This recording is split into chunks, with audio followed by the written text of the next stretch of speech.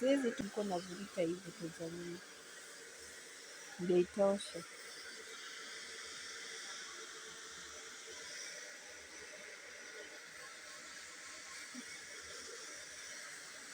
Karibu.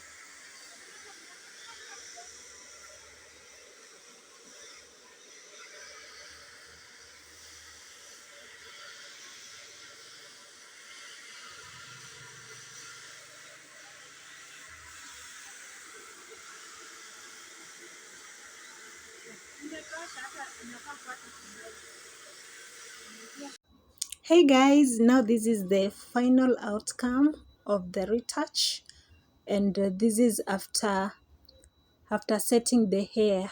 Okay, so if you like it, give me a thumbs up and remember to subscribe, comment and share as well. Okay, so thank you so much for watching this video to the end. Let's meet again next time in my next video. Bye.